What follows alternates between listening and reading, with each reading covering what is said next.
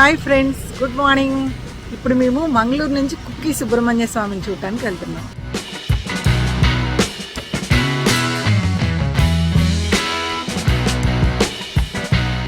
ఇలా పొద్దున్నే రెడీ అయ్యి టీ కూడా తాకుండా బయలుదేరుతున్నాం. బట్ ఫొటోస్ మాత్రం మర్చిపోలేదు. ఇదిగోండి, ఇద్దరు ఫోటోగ్రాఫర్స్ ఇలా రెడీగా ఉన్నారు. అలాగే బయలుదేరి మధ్యలో కాఫీ లాంటి టీ తాగేసి వెళ్తున్నాం, ఇలా ట్రెడిషనల్ గెటప్స్లో. అవునండి, టెంపుల్ టూర్స్కి వెళ్ళినప్పుడు మాత్రం కంపల్సరీగా ట్రెడిషనల్ వేర్ క్యారీ చేయాలి. ఈవెన్ జెంట్స్ కూడా, లేదంటే కొన్ని టెంపుల్స్లో చాలా ప్రాబ్లం అవుతుంది. ఇప్పుడు మనం కుక్కీలో ఉన్నాము, సుబ్రహ్మణ్య స్వామి టెంపుల్. ఇది మంగళూరు నుంచి ఆల్మోస్ట్ 108 కిలోమీటర్స్ ఉంది. మాకైతే 2.5 hours డ్రైవ్ ఉందన్నమాట. సో ఇక్కడ సుబ్రహ్మణ్యేశ్వర స్వామి ఉంటారు. వచ్చి చూసేద్దాం, వచ్చేయండి. వన్స్ మనం టెంపుల్ ప్రాంగణంలోకి రీచ్ అయిన తర్వాత చాలా ఆహ్లాదకరమైన వాతావరణం అనిపించింది. గుడి ప్రాంగణం అంతా చాలా ప్రశాంతంగా ఉంది. ముఖ్యంగా ఈ గాలిగోపురం వెనక ఉన్న ఈ కొండ ఒక న్యాచురల్ శిలాతోరణంగా చాలా అందంగా అనిపించింది. ఈ గుడి సర్పదోష నివారణ పూజలకు ప్రసిద్ధి అంటండి. ముఖ్యంగా ఈ నివారణ పూజలు చేయించుకోవాలి అనుకునేవారు మంగళవారం మరియు శనివారాల్లో వస్తూ ఉంటారట. ఇక్కడ చక్కగా దైవ దర్శనం చేసుకుని మేము ధర్మస్థలకు బయలుదేరాము.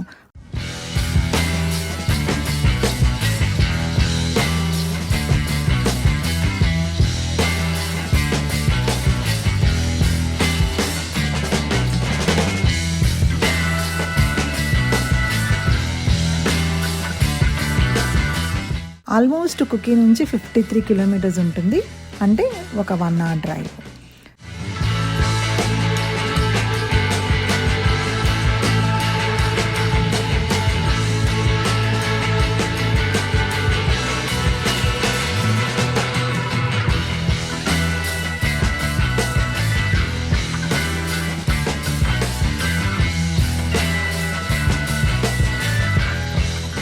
ధర్మస్థల అనేది మంజునాథ టెంపుల్, అంటే శివుని టెంపుల్. ఇక్కడ అభిషేకాలు అనేవి చాలా ఫేమస్ అన్నమాట.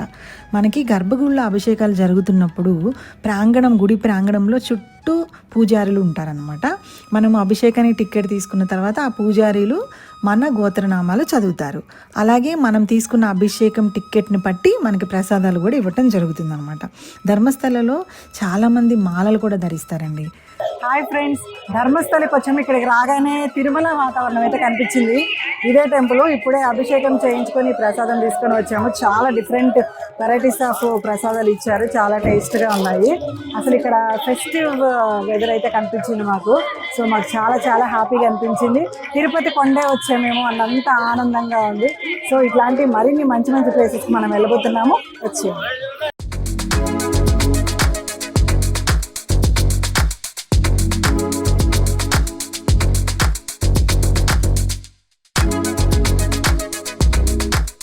నెక్స్ట్ మేము 150 కిలోమీటర్ల దూరంలో ఉన్న శృంగేరికి బయలుదేరాము. ధర్మస్థల ఊరు దాటుతుండగానే ఈ శ్రీరామ క్షేత్రాన్ని ఒక బ్యూటిఫుల్ టెంపుల్ అయితే కనిపించింది. మేము ఇమీడియట్గా అక్కడ ఆగిపోయాము. టెంపుల్ చాలా బాగుంది, కానీ ఇలా పైకి ఉందన్నమాట, మెట్లు ఎక్కాలి. కొంచెం పెద్దవారు ఉంటే మాత్రం జాగ్రత్త. లిఫ్ట్ ఆప్షన్ అయితే నాకు కనిపించలేదు. ఈవెన్ లోపల కూడా చాలా నడక ఉందన్నమాట. ఇక్కడ రామ పరివారం, శివ పరివారంతో పాటు నవగ్రహాలన్నీ కూడా విగ్రహ రూపంలో దర్శనమిస్తాయి. అదే ఈ గుడిలోని ప్రత్యేకత.